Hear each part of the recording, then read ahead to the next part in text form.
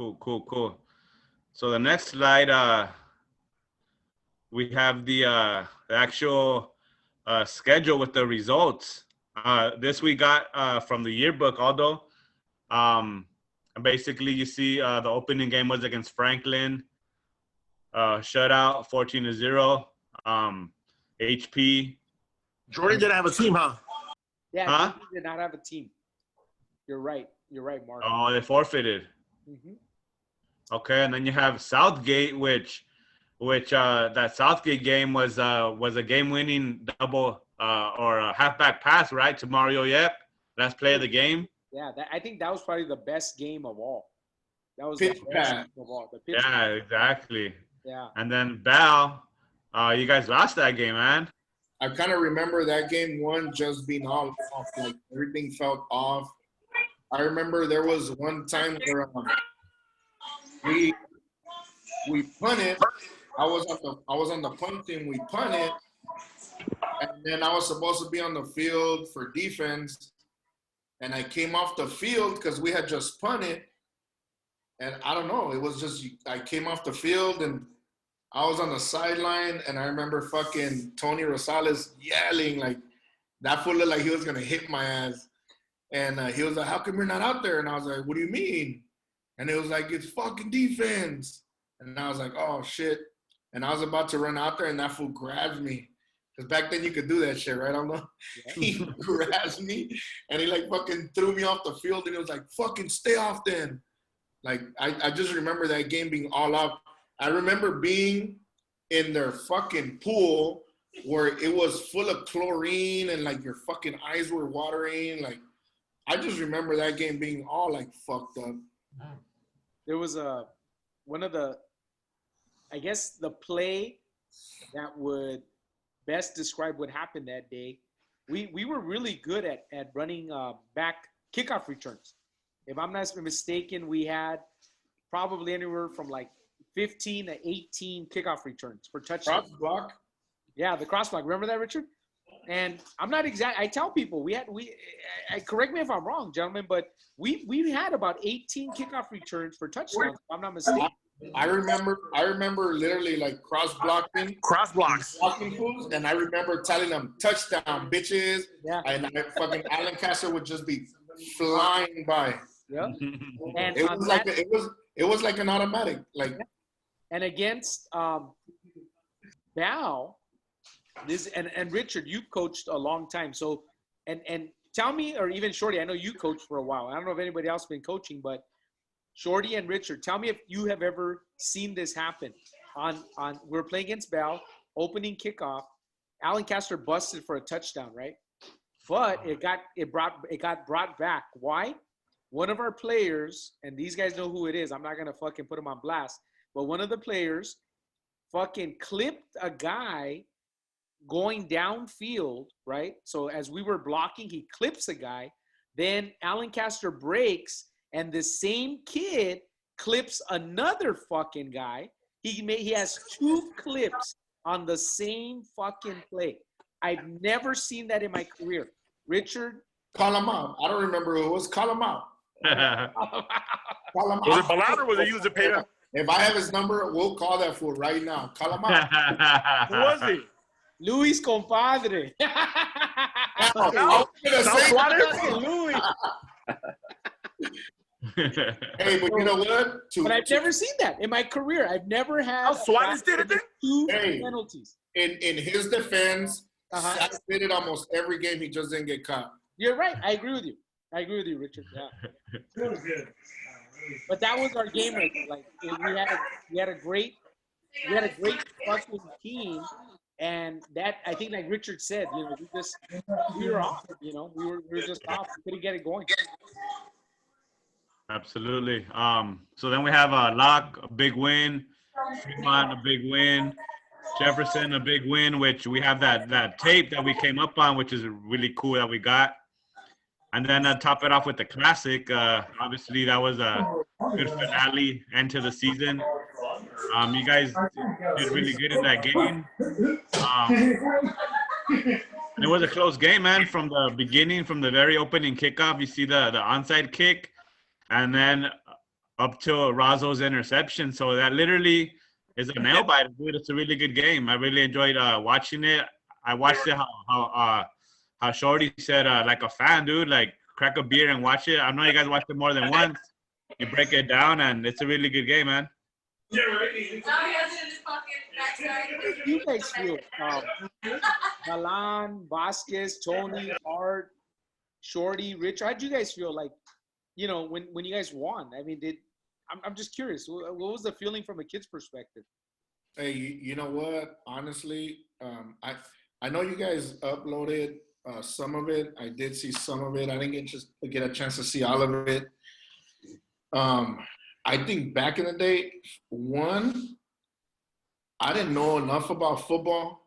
I didn't know enough about the Classic to really know what the hell was going on. I'm gonna be honest. I didn't even know if I was gonna keep playing football.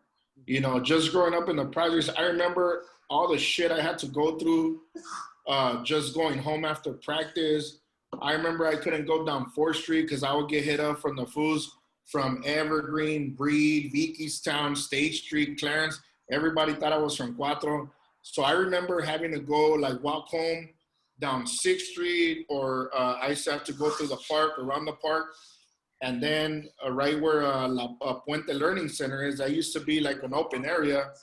I remember a couple of times I used to have to cross that shit and come out of the 101 freeway just so I wouldn't get messed with. And I remember, like, not even, like, wanting to really have to go through that. I didn't even know if I was going to keep playing just because sometimes we would stay so late. Well, it wouldn't be late, but you know how it gets dark because of daylight savings time. I kind of remember, like, damn, do I really want to keep doing this? Like, and that's, it's crazy because when I think back about that, more than football, I think everything outside of football is kind of what stands out to me. Only, and right now that you say that, it's like, how did that feel? Honestly, I think the being part of the Classic in football has meant more to me when I've coached than when I ever remember playing. Interesting. And it's, you know, now coaching, you know, yeah, I think that's why now I think I tend to acknowledge the kids a lot more than the game. I don't worry about how they do in the game. I worry about how they're kind of doing as like young men, because if they're good, they're going to be good on the field. And a lot of times when the kids are good, if they're not doing good on the field, it's because something's going on outside. And the older I've gotten, the more I understand that. And I think now when I get a question like this, you know, it kind of hits me how it is growing up there and playing there, how different it is compared to playing anywhere else. I would think. How about Milan? Because I know, like, Jose, you played at the Bobcat, so a lot of those guys went to Garfield. How was it for you, like, playing against your buddies? Interesting, although you asked that, and you know, and I tell this people this story till nowadays, you know. I think, for the exception of maybe myself, Mario Yep, I think Bobby Mendoza and some other guy, I think his name was Velasquez. He played running back with us for a bit. Enrique. I think Enrique. Yeah. Enrique, yeah. So with the exception of those guys, everybody else went to Garfield. And because I had stuck with that same team for 4 years, you know, from the junior peewees, we lost every single game. Every year we got a little bit better. And, you know, so I grew up playing with all these guys, you know, Juan Mares and Womack and all these guys that went on and played at Garfield. And so I was, you know, of course, Hollenbeck was, you know, closer to where I grew up at, and you know, Garfield wasn't, or Stevenson or whatnot, you know, and so I definitely contemplated trying to go and continue playing with the kids that I grew up with, you know. Of course. But, you know, definitely, you know, I think logistically, and in reality, I think Roosevelt was a better fit for me. And then I remember, during Hell Week, talking to Aldo. I don't know if he recalls this, probably not, but he asked me what I thought about the team, and being that he was aware that I was coming from the Bobcats, and knowing that we had won a championship title, he asked me what I thought about the team. Is you know what, it's just like being in an all-star team, because I think early on in the season we knew we had special people in coming to this Roosevelt team, and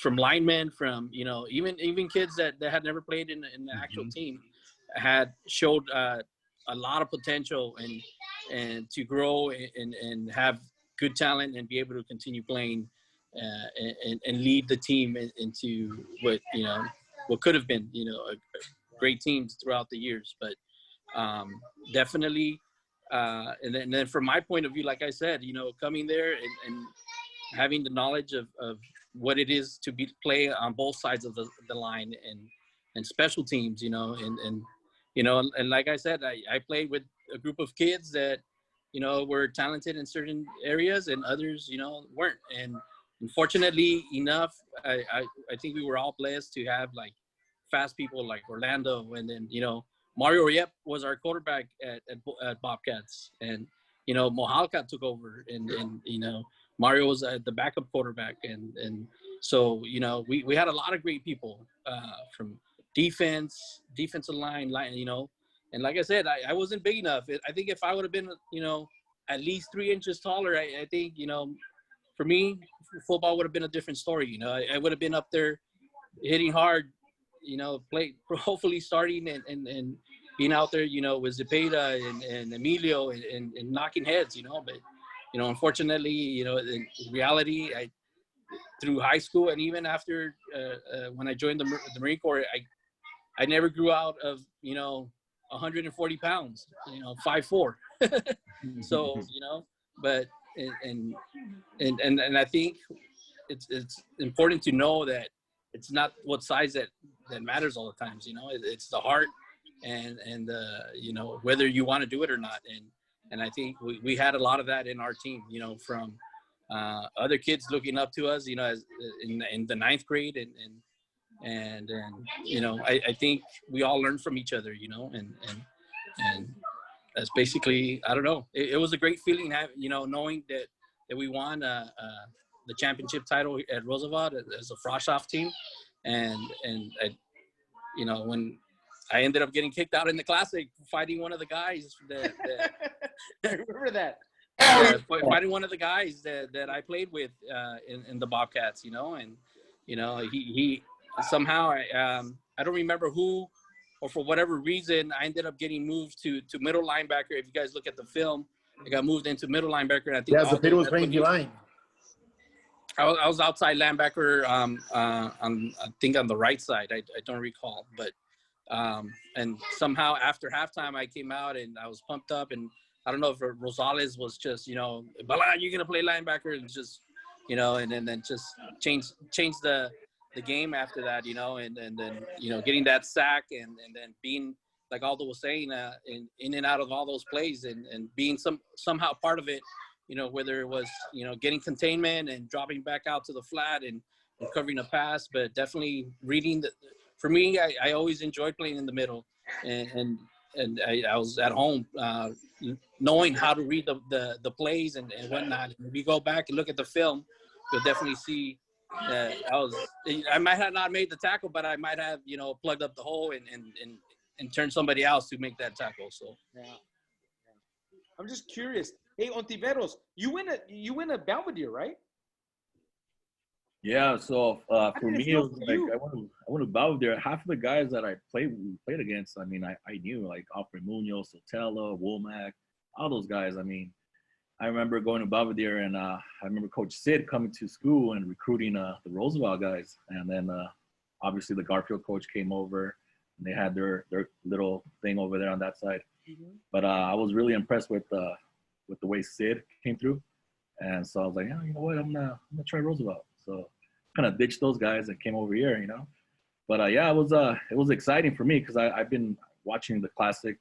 You know, they had cable TV. They used to show it all the time. Yep. And we used to look up to those guys, you know. I grew up with mostly a lot of Garfield guys around me. So, you know, like Tony Zamorano, all those guys that played for Garfield in their senior years. All those guys we used to look up to in the streets and like, oh, there he goes, you know. Mm-hmm. But, you know, one day we get to play against those guys. It's like, wow, you know, I'm on the same level as these guys, you know. So it was an awesome experience. I remember that game particularly. It was just adrenaline the whole time. It was just fueled by nothing but adrenaline. It was awesome, you know, hearing all that crowd going crazy. It was awesome, man. It was an amazing experience, and nobody can take that away from us. You know, we accomplished something that was pretty cool. And it was awesome seeing it again, showing it to my 10-year-old, showing him how tough Dad was back in the day. What did your 10-year-old say? Tony, I'm curious. He was like, "Hey, Dad, you were a big kid." I'm like, "Yeah, I know. I was a big kid back in the day." It was a fucking neck roller. Him and Mark always won. How about you, Mark? How did it feel for you? Like, because you went to Hollenbach, but did you know any of the guys at over there on that side of town, or I played Little League, East LA Dodgers with Womack. Okay. Yeah, so I knew Womack, and then I knew Mario Hernandez, but he played I think he played varsity, but it's starting. All right, cool. Ty's about to start right now, but yeah, we're almost done, gentlemen. We're almost done. It was super cool. I mean, I you know what? Now thinking of it now, like 25 years later, I think I dig it more now than back in the day. When back in the day, I think it was kind of like, it was just surreal. We were just a bunch of kids that loved playing football, and we didn't even realize we were that good. I was going to ask you that question. Although, when did you know we were good? Like, I mean, the fact that we won a championship and all that stuff, it didn't sink in back in the day. I think when we got our jackets, you remember those red jackets you got us with the Southeastern champs? I think that's where it's like, oh shit, you know, that's good. But I don't know when it hit that we were like really that good, that we were something special. You know, it's funny that you said that, Mark, because one day Fess and I, we stayed after practice and we were just bullshitting, and this is before we even started. But Fess says, "Hey Aldo, they're fucking big, huh?" And I said, "Yeah, man." I go, because we had already coached. We had coached at East LA a few years before. And and we remember, and I kid you not, we remember looking at you, Tony, Mesa, Louis. We knew Louis was small, but he was a smart player. I'm trying to think who was the other lineman. But I just remember you guys being so big. And we felt, and we knew we had Alan Castor. We knew he could run the fucking ball. But we just knew at that moment that with the line and a running back like Alan Castor, we were going to be fine. You know, now how good we were really going to become was when all the pieces started. Like when we saw Balan, we saw Richard, you know, we saw all the other guys, you know, coming in. Then we really knew that we were going to be really because good. Our defense was really good. Yeah. Nah, it wasn't when we were all coming in. I'll tell you when it was, Aldo. When we got pads, homeboy. When we saw who can really hit. Oh yeah. Because we've talked about this. Yeah. I remember. I'm telling you, I knew very little about football, and I only worked 36 because of Jerome Bettis. And I remember telling Miguelito, all I want to do is run with the ball. And he would tell me, "You're a lineman. You're a lineman." I was like, "Nope, I want to run with the ball." Yep. And he was like, "All right." I remember being put in the back of the line on every drill during the summer. Yep. I never got a lick of time. I never got to touch the ball unless I had to get it from the fucking ball bag. Yep. Like, but once we got the pads. Once you got pads, that was a different story. Yep. And it's true, Richard. That was the one thing we kept. I remember and to this day, I still tell kids, without pads, everybody looks like a fucking superstar. But once you put the pads on, that's when we know who the men are and who the boys are. And I remember, I love to tell this story, and I'm going to tell you, I know you guys have all heard it, but I'm going to tell it again because people are going to watch this on IG, don't know this story. Richard Cepeda was our sixth string linebacker, All right. Well, that's how deep we were. We had 6 fucking strings, and Richard was the last guy. And then the moment we put the pads on, Richard fucked some kid up, and he went from 6 to number 1 like that. And that was it, you know. But Richard, it's true what Richard just said, you know. Like once we did put the pads on, we did realize, you know, we saw that we're gonna have a pretty good little ball club, you know. If Fernie had stayed around as you know, he would have been our quarterback. It was a lot, but once he went up, we knew we were gonna have to be challenged a little bit. Well, Mario did well, you know. Mario did well, and overall as a team, you know, you guys were a good group of kids, and I have one question I want to ask all of you guys. What if Alan Castor had stayed? What if Velasquez had stayed? What if who's the other guy that took off? Donoso, right? What if Donoso had stayed, Alan Castor? What if Balan had not got hurt, right? If those things don't happen, what do you think happens your season? One thing I want to say is, speaking to what Cepeda said, we had some good coaches, but I just think we didn't have a complete coaching staff where everybody was on the same page. And that reflects leadership, because we did have some good individual coaches. I know Aldo was part of our staff, but it just didn't gel well together. And again, this is not a let's blame the head coach or whatever, but for whatever reason, it just didn't gel right. You know what? We'll talk to what Cepeda said, because I coach Wolfpack, and I'm not saying we're better but something I tell the coach and some of the kids, I'm like, man, what we're teaching you now, I never learned in high school, which is kind of sad. But to me, that's the whole point of coaching, especially in the Pop Warner, the youth division, especially like for Wolfpack. With the coaches I coach with, our job is, we want to win, but mainly we want to build great kids that become great adults and kids that know the game of football.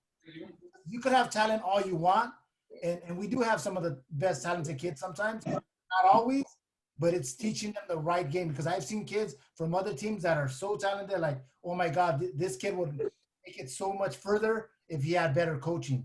If they actually taught him the game, not just his skills, because eventually when you get to high school and the next level, everybody has that skill. In Pop Warner, you stand out because not everybody has that skill. So I think that was a big difference. And just going back to the classic, Will, I didn't get to answer this part. Like I'll say my mom has not missed a classic game since like 1986 when my brother started playing. She's gone to every game. I haven't gone to every game. And the feeling coming from seeing my brothers play, being in the stands, hearing about it, I mean, that feeling was a feeling that I'll never forget. But it was a big feeling because it's like, wow, now I'm part of that legacy. My brothers played, my cousins played. But speaking also to what Cepeda spoke earlier, in 2019, I was fortunate that Aldo gave me 2 on the sideline. My brother Pelas coaches with him. So I said, boy. And I would always talk to my youngest boy. They don't play football. They play water polo, and they're swimmers. They go to Alhambra High School. But all the time, the classic, the fans, my boy, he joined the band. So I would go to the basketball games while he's there. He would go to the football games. I went to homecoming for Alhambra High School. It was crazy, Dad. It was good. I'm like, let me take you to a homecoming game. We were on the sideline, and I told him, what do you think? He's like, wow, Dad, this is crazy. Like, all these people coming to see a high school game. So now, like, I know there's going to be a lot of high school kids that are watching this, Aldo. I just want to say, enjoy the moment.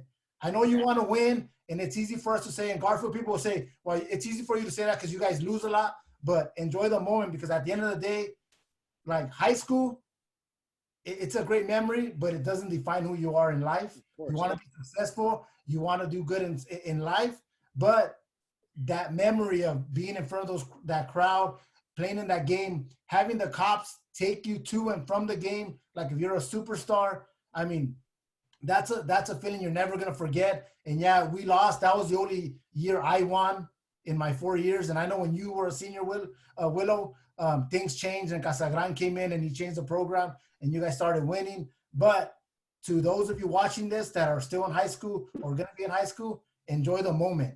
That's the main thing. Like, enjoy that moment and know that you're special. because not everybody gets to play in a game like that.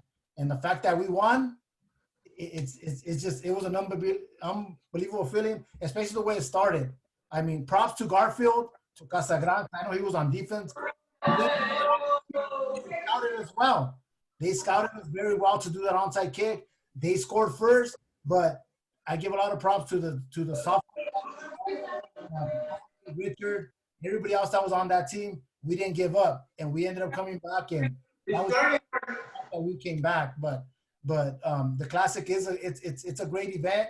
Now it's a lot different with Nike being sponsored, and what's his name? Marshall Falk was there this past year. The Rams are involved. The boats want to be involved. That's great. That's good because it's good for the youth, especially us being minorities, being Hispanics. For the majority of the kids that come to that game, it's good to show that those kids are being put on a pedestal, even if it's for a little bit, because we could show them when they grow up, like, hey, you could do it. Like, work hard, you could do it. But the Classic it was an amazing feeling, Willow, like to win and just to know that we were champs after that victory. And again, I was just a role player. I was a ninth grader. I played some in that game, but it's just an awesome feeling seeing the roar of the crowd. Yeah. You want to finish off the pictures we have here? We got Absolutely. So here we have the team picture. Okay, Southeastern Conference Champions. That's a really cool pic right there. We just recently came across it. Thank you, Mark, for sending it in. It's a really tough picture right there. We're all gonna get older one day, as we are, and we could look back on this. So I think that's pretty cool. You know, here's an article that was written in the Rough Rider by Juan Andrade. Basically, that's the school newspaper congratulating the Frostoff team on the record of going 8-1. They also managed to win the arch rival against Garfield, so that was pretty cool. Just talks about Aldo reflecting on the season. Here we have a picture of thank you, Aldo. Here we have a picture of Alan Castor, Offensive Player of the Year for the Southeastern Conference. And I also want to reiterate that, this team we hear a lot about Alan Castor. He gets a lot of the props, but I think props a lot is to the offensive line. And also to how we mentioned the scout team, man. You know, my compa is missing Eric Garcia, but he always tells me stories about how he used to get messed up by the defense, you know, because he was on the scout. But guys like that made the starters better. Derek Dominguez as well, Alfred Rodriguez, guys that maybe didn't start, but helped these guys become better linemen by being their tackling dummies, like they say. Hey, but if I remember, all those guys became studs when we left. Like, I remember all those dudes were starters, like, after, you know? Absolutely. So we got Eric right there. And then we have a shot of the helmets. I think that's pretty cool to remember. We have the numbers on the decals. That was pretty cool. The next picture, we have a picture that Fernie Rodriguez sent in, number 28. This is actually from the game. The crazy thing is, I honestly don't remember fucking playing D-line. But you know what I do remember, Aldo? Yes. Who was our D-line coach? That motherfucker wasn't there all the time. But I think he might have been like half black or half Samoan or half fucking something. But he wasn't all Mexican, right? No, Sergio Guevara. Who the fuck was that dude? Because one, he never came. Okay, these are two coaches who I remember at Roosevelt who were there for 1 year, who were really good and never came back. Guevara was one, and two, when I played varsity, was Silva. Yeah. I don't know if you remember a Silva, but I remember those two coaches, one really being hard on us, really teaching us. I remember Guevara. I remember him doing something with the defense. I think we were working on blitzing or something. And I do remember Silva when I was in varsity, coaching us at linebacker. And I do remember him. I remember him teaching me how to blitz. But other than that, shit, I don't know. I just thought about that.